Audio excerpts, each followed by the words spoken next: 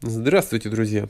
По сети гуляет любопытная фотография, на которой красноармеец-артиллерист привязывает к стволу дивизионной пушки F-22 винтовку Мосина. Прямо за красноармейцем сидит множество других бойцов и стоит еще одна пушка с уже примотанной к стволу винтовкой. Возникает вопрос, зачем это делали? Неужели советские артиллеристы решили пойти по пути немецких создателей разномастного вундерваффе? Давайте сейчас с этим разбираться.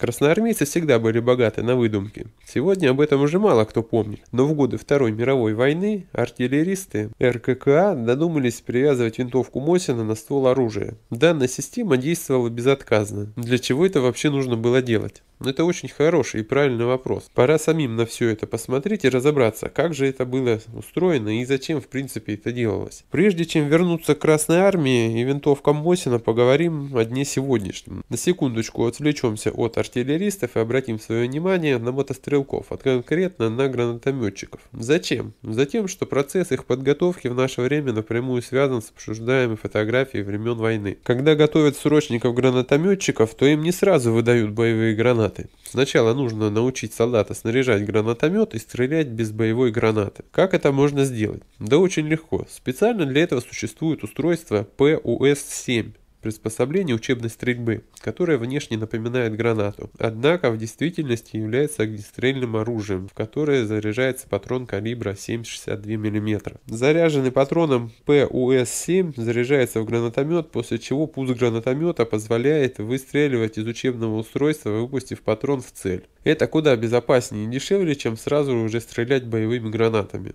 Только когда солдаты уверенно стреляют из пусов, их переводят на учебу с настоящими гранатометными боеприпасами. Как уже можно было догадаться, привязанная винтовка к стволу артиллерийского орудия – это импровизированное приспособление для учебной стрельбы. Винтовка сводилась с пушечным прицелом, и ее спусковой механизм соединялся проволокой со спусковым механизмом пушки. Таким образом, солдаты получали возможность приобрести базовые навыки без реальной стрельбы, и чтобы артиллеристы упражнялись в прицеливании и стреляли винтовочными патронами вместо боевых снарядов. Делалось это, естественно, для экономии и безопасности. Если боец несколько раз мог хорошо правильно попасть в цель, трассирующий патрон ему давали тренироваться на настоящих снарядах. В годы войны это было особенно ценно, так как в первую очередь снаряды поставлялись для фронта, а большой разницы с точки зрения техники выполняемых действий между стрельбой настоящими снарядами и учебными не так уж и много. Придумали такой способ подготовки артиллеристов не в Советском Союзе. Использовался он еще с 19 века и практиковался во всех странах, в том числе и на русском императорском флоте, где выстрелы для корабельных орудий были еще дороже, чем выстрелы для дивизионной F-22. А что вы думаете по этому поводу? Напишите ваше мнение в комментарии, я считаю, что мнение каждого полезно и важно. Также сразу можете поделиться ссылкой на это видео со своими друзьями через мессенджеры, им будет тоже наверняка интересно.